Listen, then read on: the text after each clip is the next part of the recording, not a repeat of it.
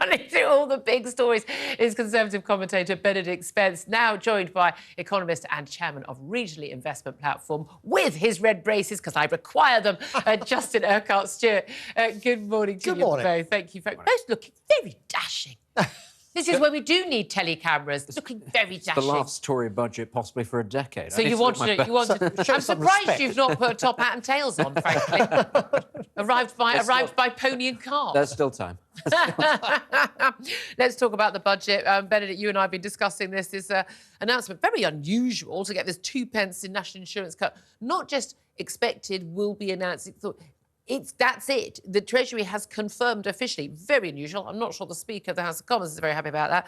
2p cut in national insurance for all for workers. It's going to cost the best part of £10 billion to Treasury coffers.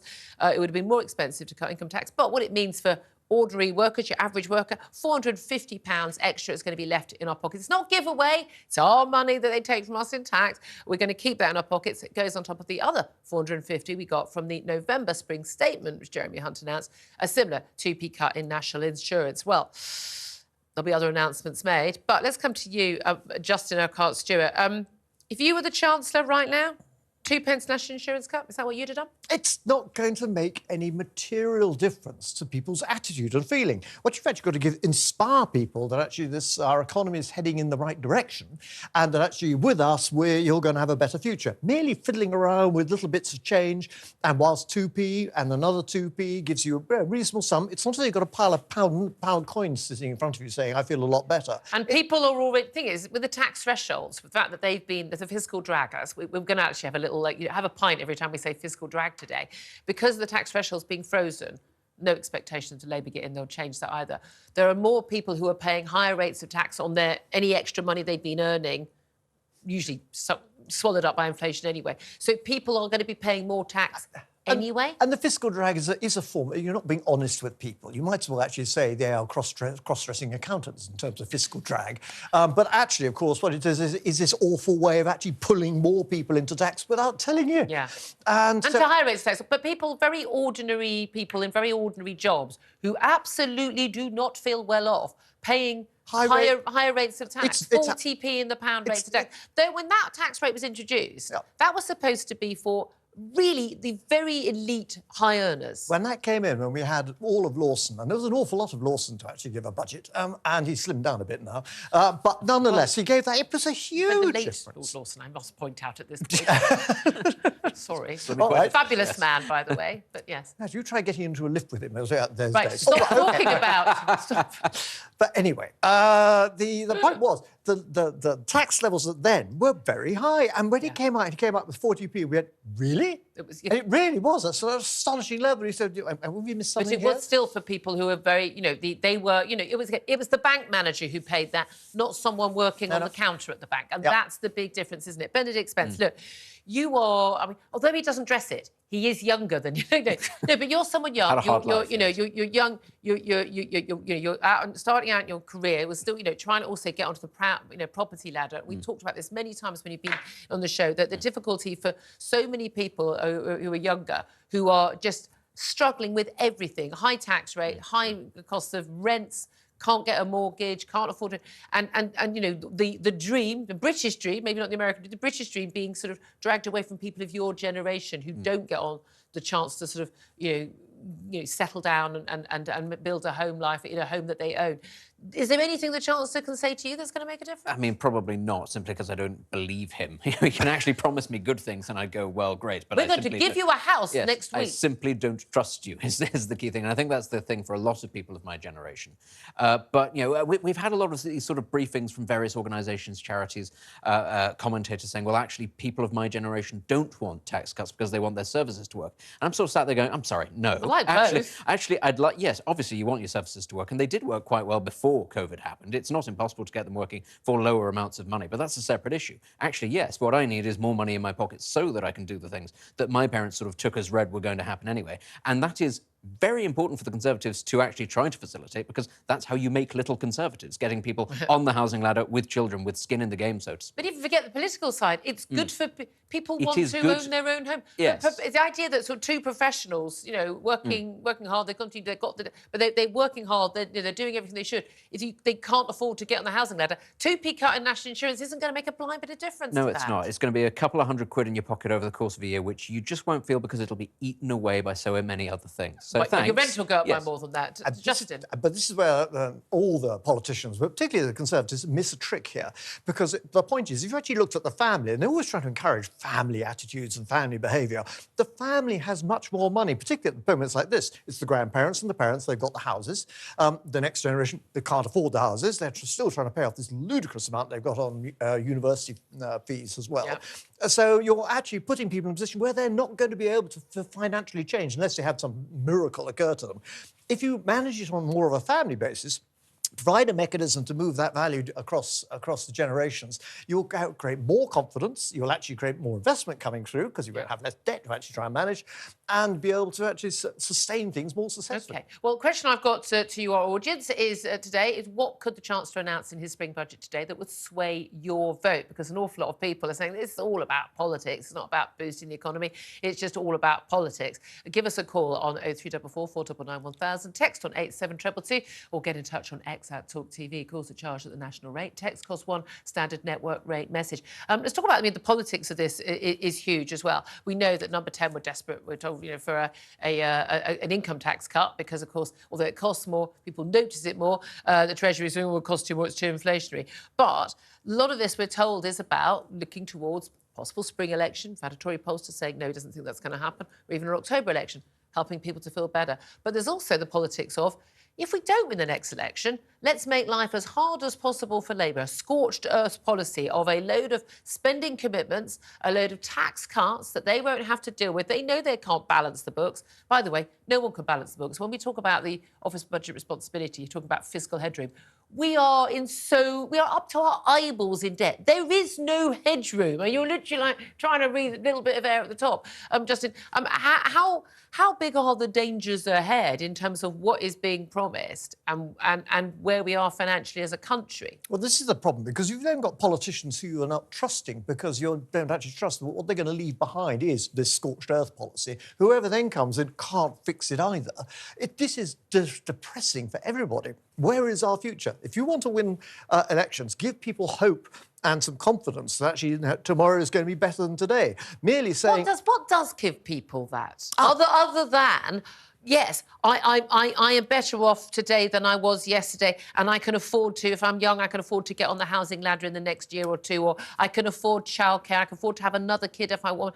I will be able to afford to retire and not live in penury. What does give people hope? Let me go back to days when we used to have large chancellors, and in that case, you actually saw then more confidence coming through. What in actually setting up businesses, giving people the confidence to say, actually, you can go off and go and do this. It's more tax But wait a efficient. second, but isn't, look, I mean, Benedict, you and I on sort of business entrepreneurs, we just talk on the telly and the radio. But, I mean, it seems to me that the best thing that any government can do to help people to set up business and give them confidence is to get out of people's way. Yeah. Things like, the VAT rate that kicks in, having to register for VAT when it's £85 earnings. Yep. Yeah. And we see a massive load of companies that just have that. And then after that point, they go, well, hold on a minute, there's no point. I'm going to have to charge an extra 20%. I'll lose a load of customers, and I won't be any better off. There are things like that. Most of the things that governments can do to help people in business are getting out of the way. No question. One of the major things holding this country back is the amount of bureaucracy and also the complexity of the tax system itself, which only creates more loopholes for very smart people to get the super rich out of paying tax and, straitjacket everybody else. So that's certainly one thing. But you're not going to get that ultimately because the Conservatives, I think they're too far gone at this point, and Labour certainly aren't going to do that. But it would be one thing that did give me a degree of confidence would be here is a series of reforms to the tax system to make things simpler. That would probably end up increasing the tax take. You're not going to see that obviously happening. There's not the gumption or the confidence to do that. The other thing, though, is actually, as you said, inheritance, sort of intergenerational. People talk about inheritance tax as if it only affects the 1 or 2%. That's something that Labour Well, dropped out. no, the top It 1% doesn't. don't pay it. Well, this is the point. They don't. And increasingly, if it is a tax on wealth, which it is, everybody's wealth is now tied up in their house. That is something that is, now it is going to start affecting a good 30 to 40% of the population that I think don't even realise that it's about to affect them. And that is Especially going if you're to in be, London or the South. especially, and that is going and to then be people the say, major oh, well, way. you've benefited from that, from from not doing nothing yourself. No, apart from the fact that you probably had to scrimp and save for years to get on the housing ladder and paid a fortune in a mortgage for basically, I mean, sorry, a two or three bedroom home in an ordinary street in a pretty rough part of London, you are paying hundreds and hundreds and hundreds of thousands and of pounds. for a huge portion of the population now that can't get on the property ladder, it is their only opportunity, is sadly when somebody dies and they inherit something. If the state then comes in and says, we're going to take even more of that... This is the thing, isn't it? This idea that, wealth is bad, wealth accumulation is bad, passing on to your children is bad, whereas actually, I look at all the politicians I know in politics all across the board, most of them will be benefiting from parents who are going to do that, and most of them want to benefit their children. It's a natural inkling to want to look after your family. It's not something we should be critical of. Well-managed wealth creates more wealth. There's another issue we could actually try and do here, and that is provide people with more access to investment money. There is no shortage of money in this country, but we have managed to actually cut off the mechanism so that people can start businesses with access to capital. I don't necessarily mean there's lots of small businesses. Do you mean people being able to get a bank loan? No, not just bank loans, but I'm talking about things such as, I know it sounds a bit daft, but in 1945, you had 45 stock exchanges in this country. Now, you don't need silly gits in red braces wandering around doing that. No one's commenting. No one's commenting. I disagree. I think you do need that. Thank you. But you've now got a London Stock Exchange which has no interest in small businesses at all. They're interested in large corporations. They have an aim, which we started in Glasgow, 25 years ago, and which they absolutely hated, and they tolerate it now. What you ought to be having is actually local, I don't mean stock exchanges, local fund mechanisms, so local money can be raised for local business. It's not people charity. can make money from investing in good people. It's sort of like a local Dragon's Den, that sort of thing you do. You know those people, you know the businesses, you actually go there, and so why not? Let's talk about some of the other policies we understand we are going to hear from. Another freeze in fuel duty. I mean, all credit Howard Cox campaigning on that every year, but nevertheless, no one was ever expecting that. It's untenable politically for that to go up, isn't it? They just do it other ways of taxing us on the roads. Extending the energy windfall tax. We're going to talk to Alex Salmond about that, former First Minister of Scotland, but also actually somebody who knows an awful lot about the banking system, worked at high level in banks. Lots of upset among the Tories as well as SNP about that. What do you make about that? Is that the right decision? Well, I just think actually not many of them actually quite understand where's the policy going on this. What's the intention to try and achieve? And the result is you're ending up with politicians sounding confused over it. Do the government coffers make a lot of money from the windfall tax? Well, or actually, my understanding is that because if the companies, these big energy companies, they spend money on investment and stuff, then they get that weighed off and they don't end up paying anything anyway. There was a windfall tax anyway, but then they but it was called something else. And we went through that period where people were saying, yes, we need to have one, but there was one. And people just got confused over it. What you ought to be say is, right, OK, there is a short-term tax payment here, but actually give companies the opportunity of saying, by the way, if you invest certain elements of this and go back into development, you will actually be able to get some of this back as well. Which is pretty much what they do. What about basically, tackling the sort of the pretty well-off, most of us probably not in this situation, closing tax loopholes for those people who own second homes, which they rent out as holiday rentals.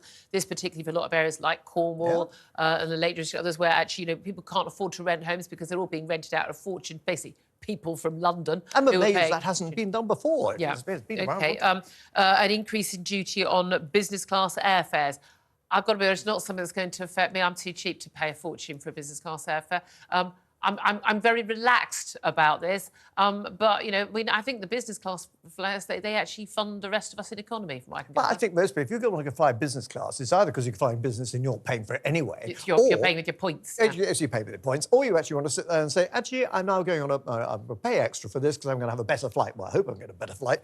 I may even get a better meal, or actually, by the time you get round to me, there's none left. Yeah, exactly. Yeah, a change to rules on non-dom tax status. We understand now. This was obviously politically very difficult for Rishi Sunak because his wife, who is the heiress to an Indian billionaire, is worth an absolute fortune, and she had non-dom status. Now, no one accidentally gets this. You have to apply for it. 30 grand. Yep. Imagine the sort of tax levels you're paying when 30 grand is something you're paid to not pay more of this tax.